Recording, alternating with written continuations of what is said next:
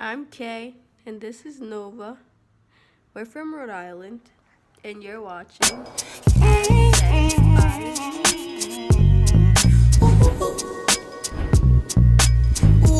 Yes, sir.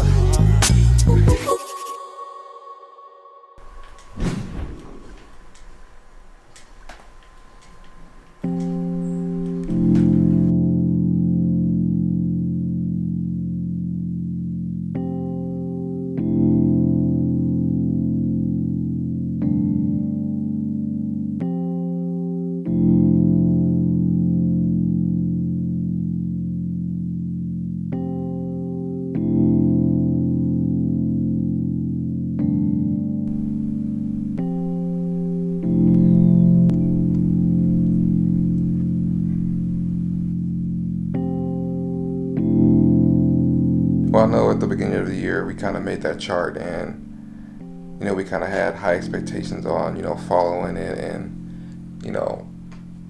it being our guides and making our house run better, and us fulfilling our marriage and our priorities as me as a husband and you as a wife. And I know that one of the biggest things was having these weekly conversations about what more can we be doing for each other in our marriage. We've kind of gotten away from that, and I think it's important that we get back to that so we can get back on track. I know things haven't been going like we've planned in the beginning. The communication has been off. We've been very short with each other, and obviously we've noticed like how hard marriage is, especially having a baby now. And I just want to get back on track the right way, and having these tough conversations is the way to do it, so I can understand you more, and hopefully I can do the same and you understand me more, so we can continue to progress in our marriage and being a mom and a dad as well.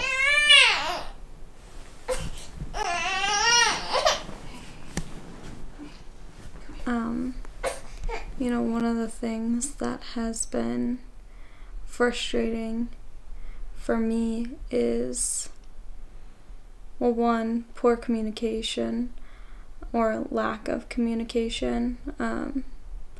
Sometimes I feel like when we get frustrated, instead of like just meeting the problem where it is, sometimes we tend to like let it drag out, like ignoring the small things and whatever, but what we're really doing is we're just like pushing them down, and as they build up and as our frustration then builds up, it just comes to like a point where we just like blow up. And obviously that's like not a healthy way to deal with things that are frustrating us. Like, we should be better at communicating what's going on the day-to-day, so that on the week or the month-to-month it's not a big blow up where like we haven't really sat down and had this kind of conversation in a long time. Okay, so what do you consider a blow up then? Or the other day we had a big like blow up fight over really nothing. I can't even really remember what it was about. Like, it was like so silly.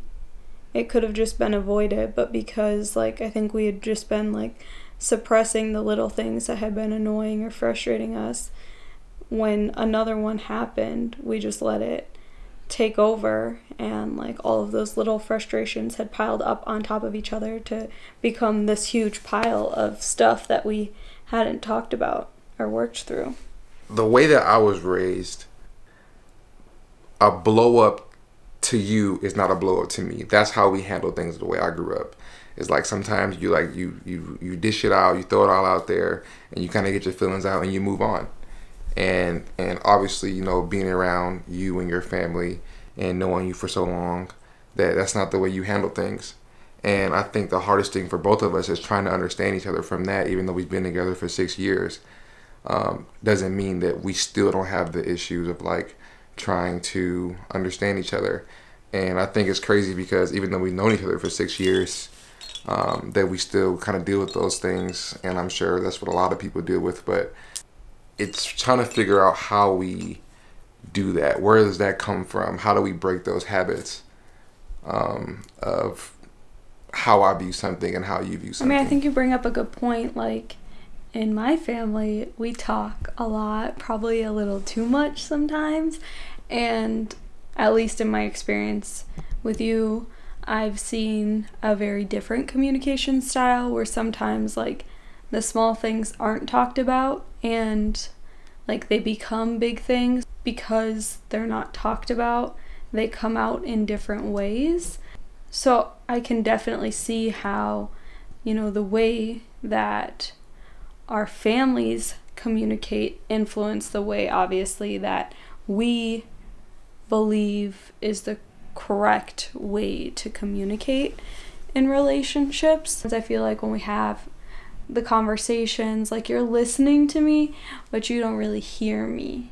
You know, it's like kind of like a surface level conversation. Like, you just want to get to the point, and, like, if I say it, then that's it and we can move on. But, like, for me, like, having a conversation is really digging deeper and understanding, like, why you feel the way that you feel and what caused you to feel that way, so that I can, like, better understand the situation. And now, see, I understand what you mean by, like, surface level. Like, I know that I'm like that. That's something that I'm trying to break to better understand you, and it can honestly help me in some other aspects of my life. It's like with football, especially the position that I'm playing, it's like next play mentality. Like, the play happens, whether it's a good play or a bad play, you forget it and you move on to the next play. So I get that I am that way, and how it can be unhealthy in a marriage or any relationship. And it's something that I'm trying to work on, but, you know, these are things that are, you know, embedded in me that I am starting to realize. And I think me having a very surface level mentality can hurt that, and that's a chain that I am, you know, trying to break. if you don't, like, take time to reflect on what's happened, how are you going to change that moving forward? Like, if you don't really understand what happened, if you don't really understand, like, where you made the mistake on the play, then how do you change that in the future? I realize that sometimes I ask too many questions and, like, my conversation goes on too long, and I can press your buttons because I, like, keep digging and pushing and pushing and pushing. Yes.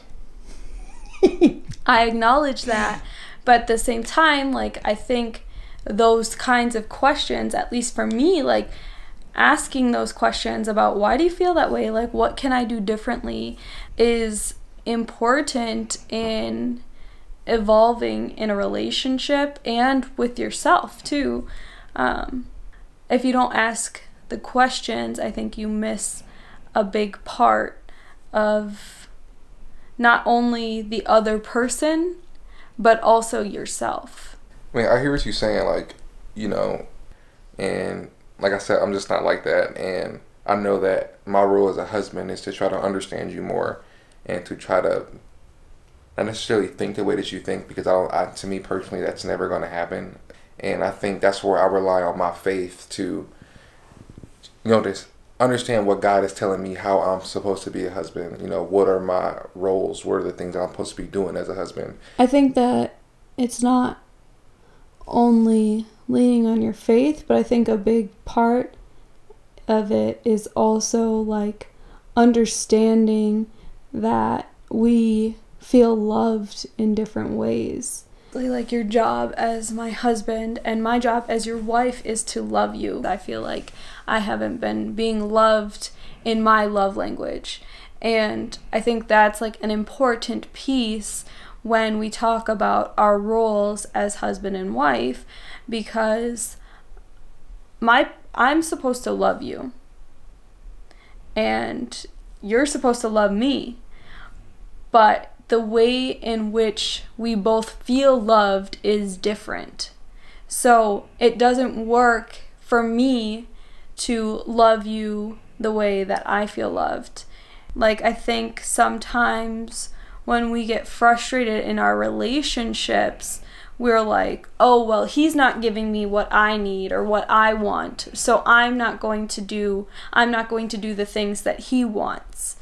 But in reality, it doesn't really benefit anybody in our relationship, our home, our family, if that's the kind of attitude we take up with one another. I get what you're saying, and like you said, like our love languages are different, and we do receive love differently, and I truly do believe it's the way that our parents raised us and the environments that we lived in is the reason why we feel love a certain way. I think you bring up a good point. Like, it's important to understand that our communication styles and the way in which we feel loved is often rooted in our childhood. You know, you may have to tweak some of the things that you've learned. I think, you know, when you come into a relationship, we come from very different environments and families, and it doesn't make, you know, one right or wrong. They're just different, and it's very important to understand and appreciate those differences as you begin to build your own family. I think this is all really good. I think this is a conversation that we both really needed. You know, we both have been in a funk for a while, and obviously it's because of a lack of communication and, you know, not really loving the other when the other isn't feeling loved. And we knew coming into this that marriage was going to be hard, and that, you know, it's a process of really trying to understand each other and understanding how we both receive love, what works for us, what doesn't work for us. And I think that it's important to, you know, go to the next level and really try to understand each other even deeper by unraveling those things of, you know, why we receive things a certain way and why we put out things a certain way toward each other. And I think the biggest thing is we have to continue to show love to each other even when the other party isn't really feeling love, because that's our obligation as a husband and a wife, is that I'm supposed to love you no matter what, how I'm feeling or how you're treating me or vice versa. I'm supposed to love you no matter what. And I think we have to keep that at the forefront while digging deeper into ourselves and why we do things a certain way. So I think it's time to get back on track. Agreed. Mm-hmm. Do you feel better? Yeah. Give me 5. Slap it! Ow.